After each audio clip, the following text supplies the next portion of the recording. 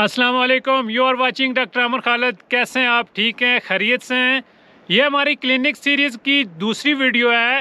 पहली वीडियो जो हमने क्लिनिक ओपन करने के बारे में, सेटअप रन करने के बारे में लॉन्च की थी, वो इंतहाई पॉपुलर हुई। उसके रिस्पांस में हमने ये सेकंड वीडियो लॉन्च की है। इसमें हम ये डिस्कस करने वाले हैं कि आप अगर एक डॉक्टर हैं, जनरल प्रैक्टिशनर हैं, कंसल्टेंट हैं, अपनी ओपीडी रन कर रहे हैं, तो आप अपना पेशेंट बैंक कैसे बिल्ड करें, ऐसे कौन से टैक्टिक्स या मैयर लें कि मरीज़ आपके पास बार बार आना पसंद करें, मरीज़ ओपीडी में बैठे रहें, आपका घंटों इंतज़ार करें और आपका ही नाम लें कि मैंने उन डॉक्टर साहब से चेक करवाना है। तो ये टैक्टिक्स है, सिंपल मैयर्स मैं आपके साथ शेयर करने जा रहा हूँ। मैं इस वक्त नार्दर्न एरियाज़ के बेस्ट व्यू पॉइंट खपलू ब्रा व्यू पॉइंट पे खड़ा हूँ। इंतहाई खूबसूरत ये व्यू पॉइंट है। यहाँ खड़े होने का यही मकसद है कि एक नेचुरल इन्वायरमेंट में एक फ्रेश एनर्जी के साथ मैं आपसे डिस्कस करूं और आपको फुली चार्ज करूं, ताकि आप फुली चार्ज होकर अपनी प्रैक्टिस करें और एक कामयाब डॉक्टर, कामयाब कंसल्टेंट या कामयाब जीपी की सूरत में अपने आप को मनवाएं। तो हम ये जो टैक्टिक्स हैं पॉइंट्स की सूरत में डिस्कस करते हैं। नंबर 1 पे है जी कि आप फ्री मेडिकल कैंप वीकली या मंथली या हाफ मंथली अनाउंस करें। मेडिकल कैंप्स पे जो पेशेंट आए उनका वहाँ पे फ्री टेस्ट करें, बीएसआर वगैरह, ब्लड सीपी, छोटे छोटे जो रैपिड टेस्ट हैं वो वहाँ पे फ्री करें। उन्हें 2 to 3 डेज़ के कोर्स रिकमेंड करें, आईवी इंजेक्शन रिकमेंड करें और वो फॉलो अप रिकमेंड करें। वो आपके पास आएंगे इंजेक्शन लगवाने के लिए। जब पेशेंट एक बार आपके पास आ जाए तो उसे होल्ड कर लें और अगर आपके माइंड में है कि जी कि हम फ्री कैंप्स कर चुके हैं या कर रहे हैं तो कोई उनका खातिर खबर रिस्पांस नहीं आ रहा, तो इस चीज़ को थोड़ा सा मज़ीद मॉडिफाई करें। जो आपके कंसल्टेंट फ्रेंड्स हैं उन्हें इंगेज करें, उन्हें इनवाइट करें। उनका जब आप नाम लिखेंगे, डिफरेंट जो स्पेशलिटीज़ हैं उनका नाम लिखेंगे, उनके कैंप्स करवाएंगे, पेशेंट्स आएंगे, तो मज़ीद आपके क्लिनिक में एक रौनक बढ़ेगी। ये एक कंटिन्यूस वर्क है, एक अनथक मेहनत है, like snatching A pray just from mouth of line. Number 2 पे मैं आपको ये रिकमेंड करूँगा कि जो आप अपना विजिटिंग कार्ड बनवाएं उस पे एक अच्छा सा एड्रेस मेंशन करें। उस पे आपने ऐसा एड्रेस मेंशन नहीं करना, नियर पीएसओ पंप, नियर फलान नाला, ऐसा कोई लेमैन सा एड्रेस शेयर नहीं करना। उसके साथ एक अच्छा सा एड्रेस मेंशन करें, किसी जो ब्रांड का नाम लिख दें, किसी अच्छे से बैंक का नाम लिख दें, किसी अच्छी सी चेन का नाम लिख दें। तो एक अच्छा जो एड्रेस है वो आपके विजिटिंग कार्ड पे उसके अच्छे असरात आते हैं सोसाइटी में, उसकी एक अच्छी रेप्यूट बिल्ट होती है। मैं आपको यहाँ ये भी रिकमेंड करूँगा कि जो आप पेनाफ्लेक्स या जो आप एडवर्टीजमेंट करेंगे उसमें सही अच्छी तरह से जान डालें। नंबर 3 पे रिसेप्शन है। रिसेप्शन का जो कंसेप्ट है वो इंतहाई पॉपुलर हो रहा है आजकल। रिसेप्शन पे जो आप मेल या फीमेल बिठाएं रिसेप्शनिस्ट, वो आपका कोई ऐसा म्यूचुअल फ्रेंड ना हो या कोई ऐसी ज़्यादा शनासाई ना हो, वो एक नॉर्मल एक न्यूट्रल पर्सन हो, तब जाके आपकी जो फ़ीस है वो ऑटोमेटिकली बाहर कैश होगी। ऑटोमेटिकली वो फ़ीस लेके फिर आपको पेशेंट आपके पास भेजेगा और उसके शार्प और एक्यूरेट रिफ्लेक्सेस होने चाहिए। उसको सारा आइडिया होना चाहिए कि नेक्स्ट मूवमेंट क्या होगी, अगला स्टेप क्या होगा किसी भी मामले के टेकअप करने के बाद। फिर आप अपने क्लिनिक में जो रैपिड टेस्ट हैं, रैपिड डिवाइसेस हैं टेस्ट करने वाली, वो रखें, लाइक हेपेटाइटिस बी, सी, बीएसआर वगैरह। अब काफ़ी चीज़ें पॉपुलर हो रही हैं। इसमें जो है वो एलएफटीज़ लोग देख रहे हैं, आरएफटीज़ देख रहे हैं, रैपिड किट्स आ गई हैं और इनका जो है वो पेशेंट पे एक अच्छा इफेक्ट पड़ता है कि ये चीज़ें हमारी फ़ौरन से हो गई हैं। एक डिजिटल थर्मामीटर रखें, आप पल्स ऑक्सीमीटर रखें। ये छोटी छोटी डिवाइसेस हैं, इससे एक पेशेंट की जो साइकी है या माइंड उस पर एक अच्छा असर पड़ता है। नंबर 5 पे आप जो पेशेंट ट्रीट कर रहे हैं उनका डेटा अपने पास रखें, उनके नाम या नंबर की एक लिस्ट बना के रखें, अपनी डायरी में लिखें। अगर आप कोई पेड सॉफ्टवेयर नहीं ले सकते, आपके पास अपने जो पेशेंट्स हैं उनका डेटा होना चाहिए और जो सक्सेसफुल आपके डायग्नोसिस हैं, जो आपकी सक्सेस स्टोरीज़ हैं, उनका डेटा आपके पास ज़रूर होना चाहिए। ये आपको बहुत फ़ायदा देगा। और व्हाट्सएप्स के साथ आप इसे कैसे लिंक कर सकते हैं, कैसे बिज़नेस के साथ बिज़नेस कर सकते हैं, मैं आगे व्हाट्सएप के पॉइंट पे जाके इस बात को मज़ीद एलेबोरेट करूँगा। नंबर 6 पे डॉक्टर साहब आप खुद वेल ड्रेस होने चाहिए। आपकी जो ड्रेस है सिंपल हो, साफ़ सुथरा हो, आप खुद से वेल ग्रूम्ड हो, वेल एटिकेटिक पर्सन हो, आप अच्छा आपका अखलाक होना चाहिए। आपने अक्सर देखा होगा कि जो पेशेंट के फीडबैक्स हैं कि जी फ़लाँ डॉक्टर साहब ने मुझे गौर से नहीं देखा, फ़लाँ डॉक्टर साहब ने जो है बड़े गुस्से से मुझे देखा है, तो वो चीज़ें बड़े नेगेटिव असरात डालती हैं। तो आपने अपनी ड्रेसिंग अच्छे से करनी है, ख़ुद एज ए जेंटलमैन ट्रीट करना है, एक प्यारी सी स्माइल अपने चेहरे पे रखनी है ताकि पेशेंट आपका जो है वो आपसे मुतमईन होके जाए। नंबर 7 पे जी कि आप अपने जो मुलाज़िम हैं, जो आपके एम्प्लॉय हैं, उनकी ड्यूटी शफल करते रहें, उनकी ड्यूटी थोड़ी थोड़ी चेंज करते रहें। लाजमी नहीं है कि किसी एक को एक जगह एडजस्ट कर दिया, बैठा दिया तो वही वो ड्यूटी करेगा। अगर कोई आपका मुलाज़िम ड्यूटी पे नहीं है या 5 मिनट लेट है किसी सूरत में, तो आप उसका काम खुद भी कर सकते हैं। कहीं छोटी सी सफाई करनी पड़ जाए, कहीं आपको कोई चीज़ उठा के रखनी पड़ के, आपने किसी को ये एहसास नहीं होने देना कि ये हॉस्पिटल आपके सर पे चल रहा है या ये क्लिनिक आपके सर पे चल रहा है। नंबर 8 पे है कि आपने टोकन का सिस्टम मुतारफ़ करवाना है। आप टोकन का सिस्टम मुतारफ़ करवाएंगे तो कुछ चीज़ें और इन लाइन होना शुरू हो जाएंगी। आइडिया हो जाएगा कि कितने पेशेंट आ रहे हैं, जा रहे हैं, और फिर ये भी आप डिटेक्ट करने में कामयाब हो जाएंगे कि कोई आपसे ज़्यादा पैसे तो बाहर चार्ज नहीं कर रहा आपका मुलाज़िम, या दाएं बाएं से कहीं कोई ज़्यादा चार्जिंग तो नहीं हो रही। नंबर 9 पे मैं आपको सजेस्ट करूंगा जी कि आप फ़ाइल सिस्टम मुतारफ़ कराएं। जैसे कंसल्टेंट की फ़ाइल होती हैं, आपने फ़ाइल सिस्टम मुतारफ़ करवाना है। अच्छी सी प्यारी सी फ़ाइल, उसके ऊपर आपके हॉस्पिटल का नाम और उसके ऊपर सेहत के बारे में, हेल्थ के बारे में एक अच्छा सा क्यूट दर्ज होगा, तो ये भी एक अच्छा असर डालेगा पेशेंट की साइकी पे।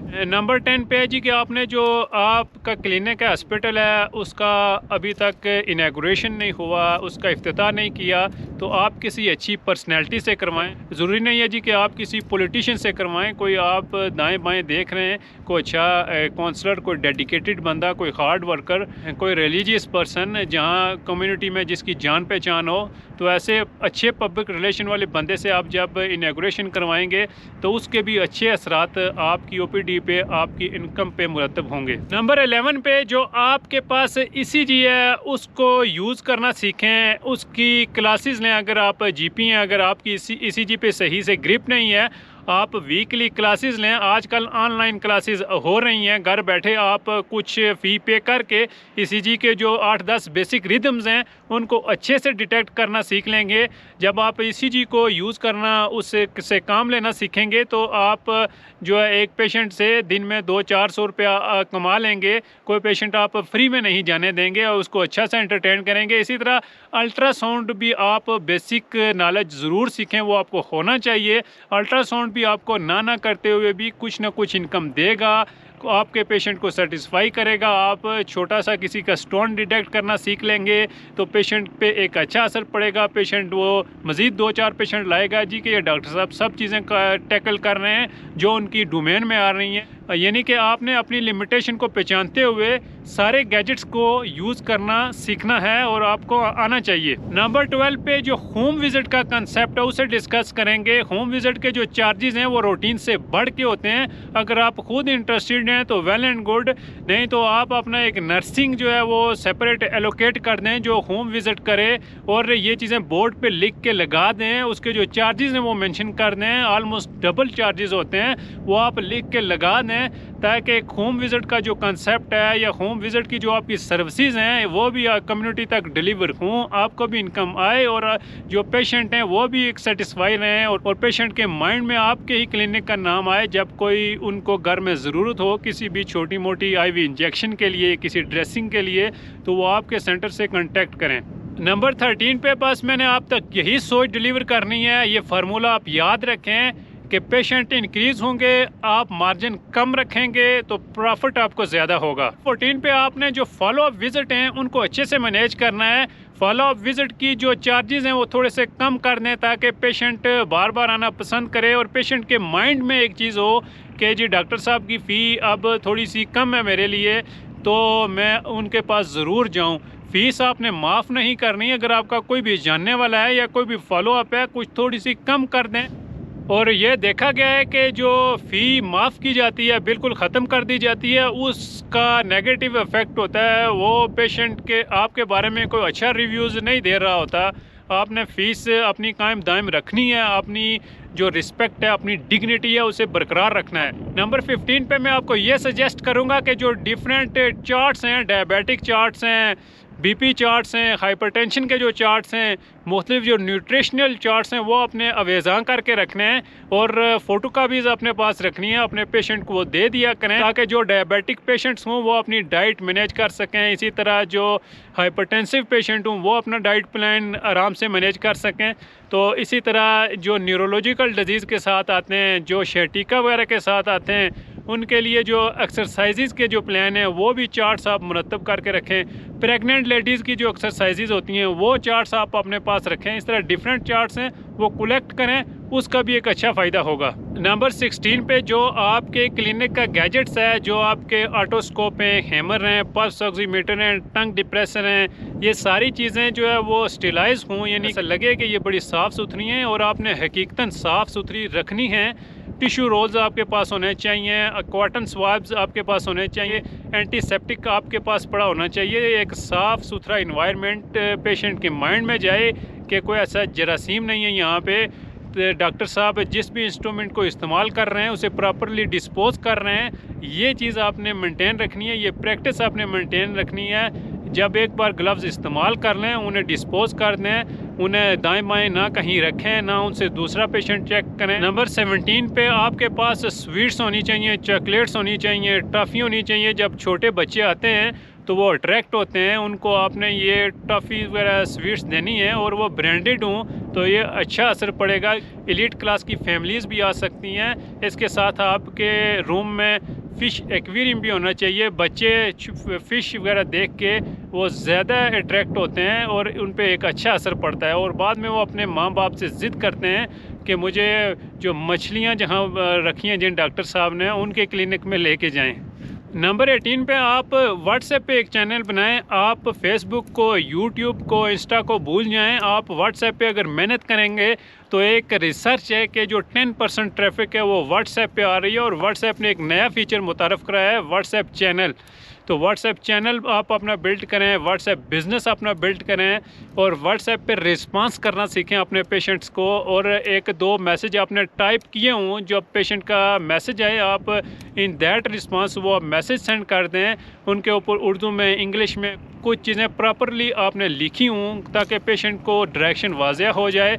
आपने अपने क्लिनिक के औकात कार, अपने हॉस्पिटल के औकात कार सारे लिखे हों और साथ आपने कुछ माज़रत ख्वाह का मैसेज ज़रूर टाइप किया हो कि मैं घर पे मरीज़ नहीं देखता, या जहां आप अनकंफर्टेबल हैं वहां पे वो डायरेक्शन उसे दी हो ताकि वो पेशेंट उस स्टेटमेंट से सारी बातें समझ जाए।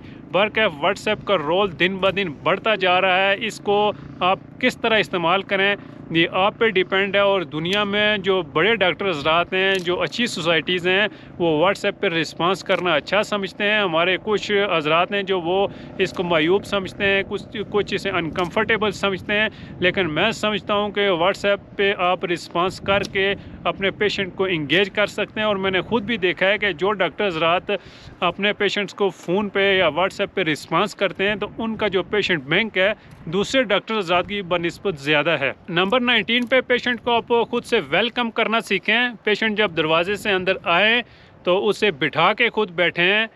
मैं मानता हूं कि आप एक डॉक्टर हैं, आपकी एक रिस्पेक्ट है, लेकिन एट दैट टाइम आपने पेशेंट की रिस्पेक्ट का ख्याल रखना है। ये जो आपका रवैया है उसके माइंड पे एक अच्छा असर डालता है। नंबर 20 पे आप जो हेल्थ रिलेटेड सेमिनार्स हैं, कॉन्फ्रेंसेस हैं, उनको लाजमी अटेंड करें।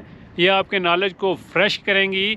जैसे आप अगर एक एनेस्थेटिस्ट हैं, पेन की प्रैक्टिस कर रहे हैं, तो आप पेन मैनेजमेंट की कॉन्फ्रेंसेस, एयरवे की कॉन्फ्रेंसेस ये रेगुलरली अटेंड करते रहें ताकि आपका नॉलेज पॉलिश होता रहे। नंबर 21 पे आप जो है वो अगर अपनी प्रैक्टिस कर रहे हैं, कामयाबी से चल रही है, तो इसके साथ कोई छोटा सा ऑनलाइन डिप्लोमा डिग्री आप ज़रूर करते रहें ताकि आपका नॉलेज इंक्रीज़ होता रहे।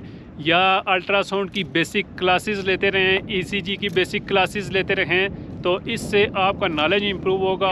आपकी जो डायग्नोसिस हैं वो मज़ीद क्लियर होना शुरू हो जाएंगी।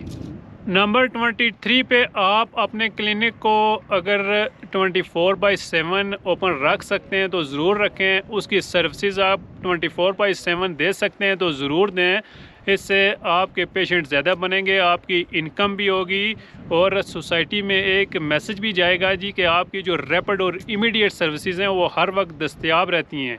नंबर 24 पे आप जो अपनी टाइमिंग्स हैं उनको ज़रूर मेंशन करें। धूप हो, गर्मी हो, सर्दी हो, आप अपने जो क्लिनिक है उसमें जाके बैठें, चाहे पेशेंट हों या ना हों। इससे अच्छे असरात मुरतब होते हैं और आपके जो दाएं बाएं लोग बैठे होते हैं, जो दाएं बाएं आपके सराउंडिंग्स में आपके हमसाए हैं, वो आपकी सर्विसेज के बारे में अच्छा फीडबैक देते हैं आपके पेशेंट्स को।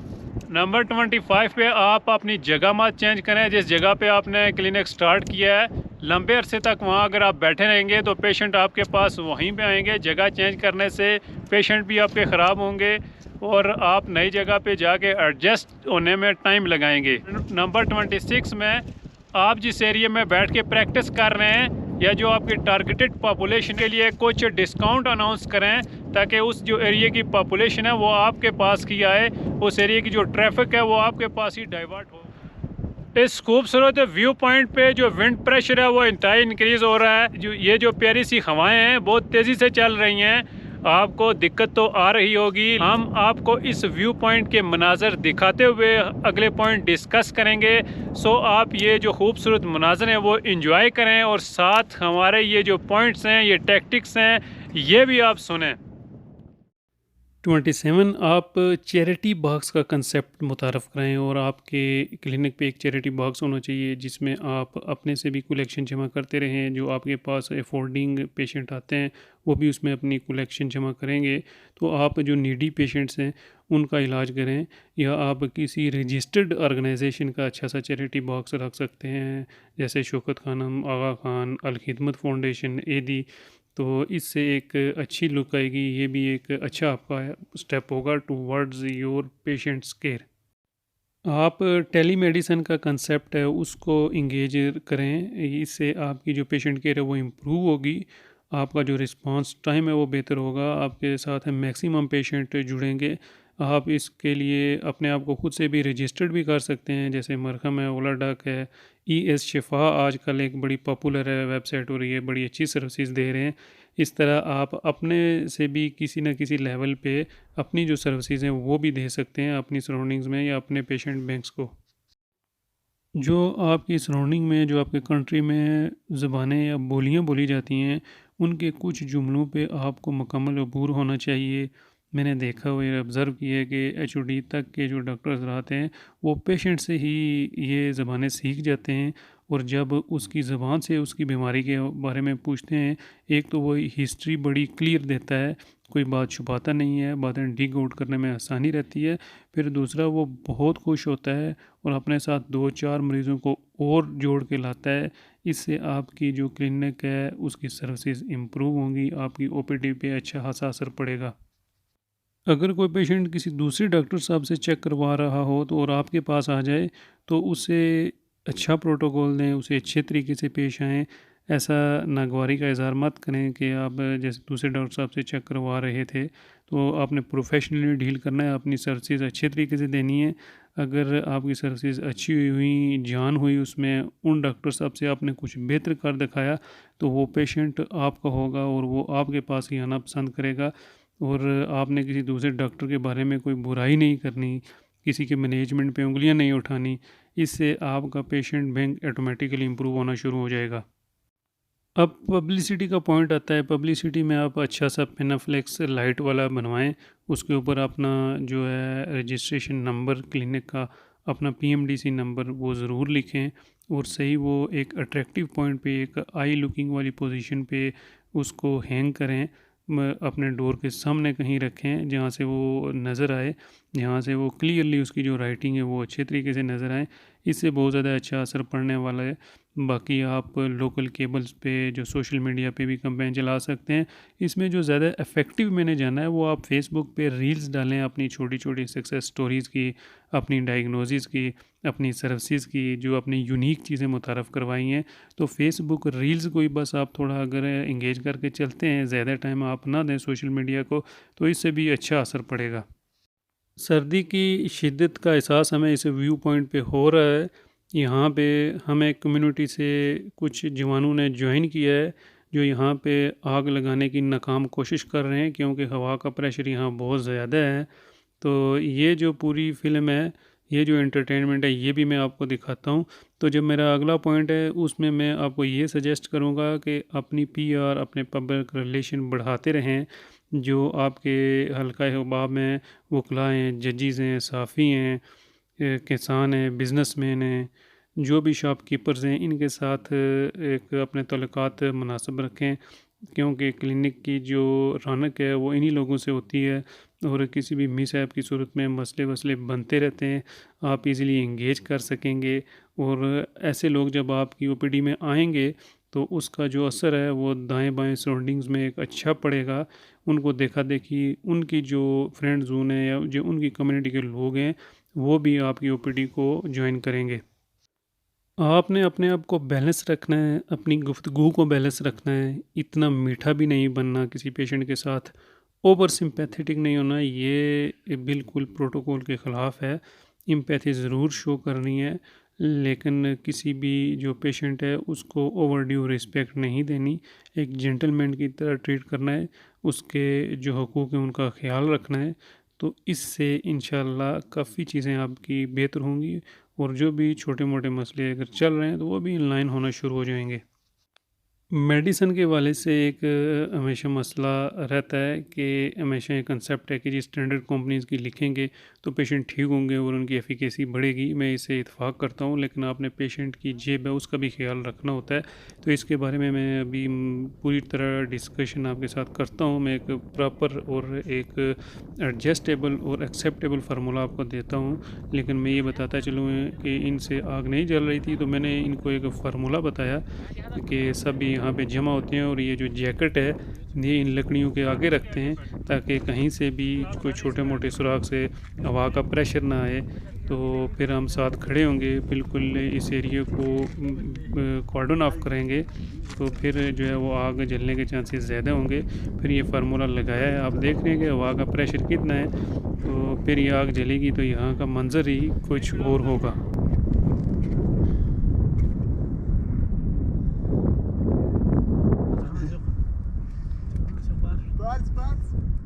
बस बस बस बस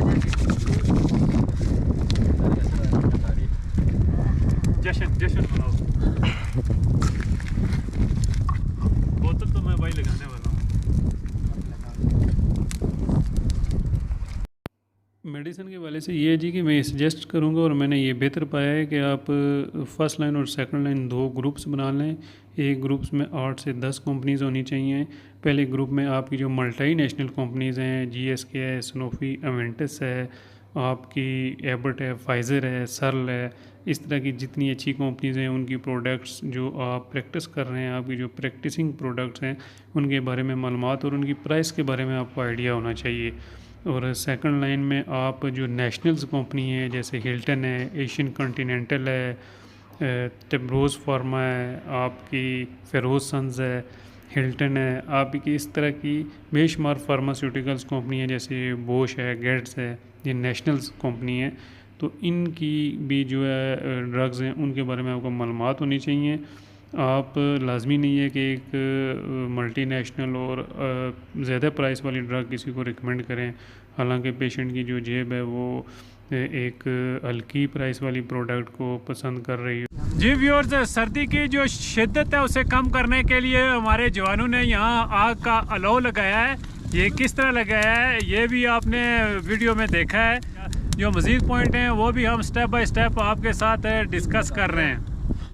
जी रिस्पेक्टेड कोलीग्स, अगर आप ऐसी तफरी का हिस्सा बनना चाहते हैं, नार्दर्न पाकिस्तान को एक्सप्लोर करना चाहते हैं, आप अपने फ्रेंड्स के साथ, दोस्तों के साथ, डिपार्टमेंट के साथ आना चाहते हैं, फैमिली के साथ आना चाहते हैं, तो हम आपको पूरी तरह फैसिलिटेट करेंगे। हमारे पास प्रोफेशनल लोगों की पूरी टीम है, हमारे पास 4 व्हील गाड़ियां हैं।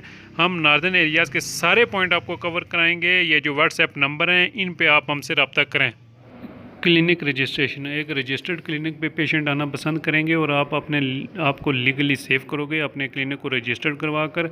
और मैं आपको ये बताता चलूँ, जब आप रजिस्टर्ड करवा लेंगे तो जो सेंट्रल डेटाबेस है उसमें आपके क्लिनिक का नाम जाएगा। वहाँ से मुख्तलिफ इंटरनेशनल ऑर्गेनाइजेशन आपको अप्रोच करेंगी for sake of studies, for sake of different conferences and different sort of activities, और आपको कुछ न कुछ फैसिलिटेशन होगी वहाँ से भी। अपने पेशेंट की प्राइवेसी का ख्याल रखें, उसकी प्राइवेसी को आउट मत करें, उसकी जो हिस्ट्री वो अपने सीने में महफूज रखें, वो किसी के साथ मत शेयर करें। ये इंटरनेशनल रूल्स और प्रोटोकॉल के ख़िलाफ़ है, इसलिए आपने पेशेंट की जो प्राइवेसी है उसका ख्याल रखना है। और लास्ट में मैं आपको ये सजेस्ट करूँगा कि जब आप अपने पेशेंट को मेडिसिन दें, रिकमेंड करें, तो उसे ये दरख्वास्त करें और उसे ये बताएं कि आपने ये मेडिसिन बिस्मिल्लाह पढ़ के खानी है। अपने अक़ीदे मज़हब के मुताबिक उसे ये बात समझाएं कि ये इस दवाई में शिफ़ा है, शिफ़ा अल्लाह की तरफ से है, मैंने अपनी तरफ से कोशिश कर दी है, तो इंशाल्लाह जो अल्लाह पाक है वो आपकी बीमारी है उसे दूर कर देगा और आपको शिफ़ा अता करेगा। इसके बहुत अच्छे असरात होते हैं। और ख़ुद भी थोड़ा सा आपने अपने रवैये में आजिज़ी इनकसारी रखनी है हर पेशेंट के हवाले से, क्योंकि अल्लाह पाक की जो दुआएं हैं, अल्लाह पाक की रज़ा होगी तो आपके पेशेंट को शिफ़ा होगी, तो वो पेशेंट फिर दोबारा आपके पास आएगा। जी व्यूअर्स, कैसे थे ये पॉइंट? मैं उम्मीद करता हूँ कि ये पॉइंट्स जो मैंने डिस्कस किए हैं ये आप नज़रअंदाज नहीं करेंगे। कुछ ऑलरेडी आपने अडॉप्ट किए होंगे, लेकिन जो पॉइंट्स हमने डिस्कस किए हैं इनको नज़रअंदाज मत करें, ये इंतहाई कीमती बातें हैं। ये हमारे क्लिनिक सीरीज़ की सेकंड वीडियो थी। थर्ड वीडियो में हम कुछ क्वेश्चन आंसर्स को डिस्कस करेंगे, वो इंतहाई इम्पॉर्टेंट है, आप उस वीडियो को मिस मत करें। वो इंतहाई जो है टेक्निकल क्वेश्चंस हैं और वो आपकी इनकम के बारे में, आपकी क्लिनिकल प्रैक्टिस को बूस्ट करने के बारे में और आपके हॉस्पिटल की अपग्रेडेशन के बारे में कुछ बिजनेस पॉइंट्स हैं, वो हम तीसरी वीडियो में आपके साथ डिस्कस करेंगे। तब तक के लिए इजाज़त, अल्लाह हाफिज़।